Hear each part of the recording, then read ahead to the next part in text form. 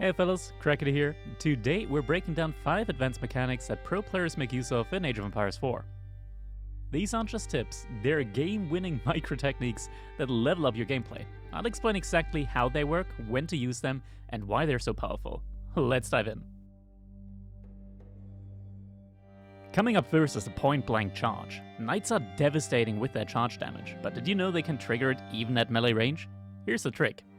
Attack move your knight on a unit behind the target that you actually want to hit. The knight will charge into the closest enemy, bypassing the charge's minimum distance requirement, and, with the correct timing, even allows you to avoid getting hit by a spearman brace stun.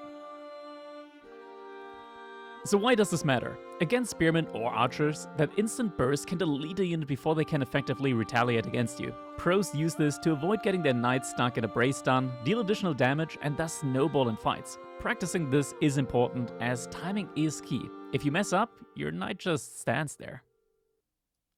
Little pro tip, combine this with a staggered formation to avoid your knights clumping and wasting charges. Up next, at number 2, we got villager TC hopping. When raiders hit your resources, don't just garrison, reposition. By garrisoning and ungarrisoning villagers on the TC's opposite side, you force enemy units to walk all the way around and also allow additional villagers a chance to make it out alive.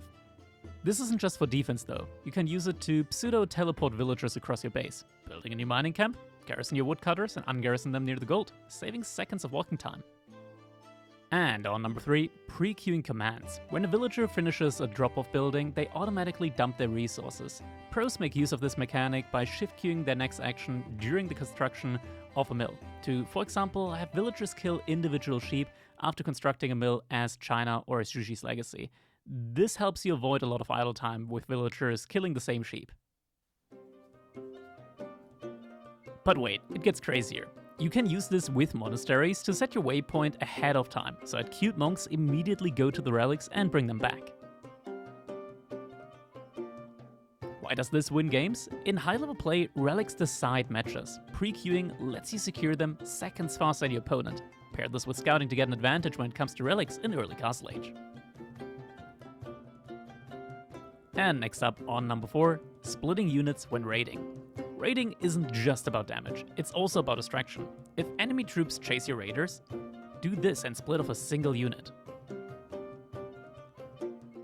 Why? Most players use attack move commands, which prioritize the closest target. That one horseman becomes a meat shield, while your main group burns down farms, kills villagers, and overall just damages your opponent's economy even further.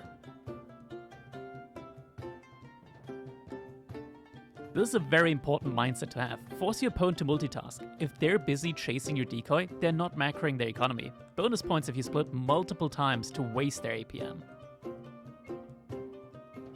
And last but not least, we got pre-moving villagers.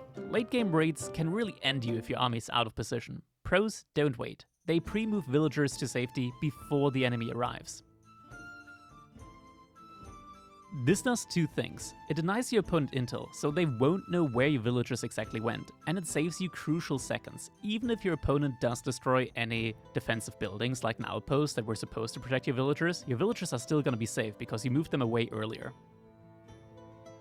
Master these mechanics and you'll dominate games you'd have lost months ago. Practice them in custom games and watch your elo skyrocket. That is going to be it for me. Smash like if this helped you, subscribe for more Age of Empires 4 guides, let me know which mechanics you're grinding out first. Cheers!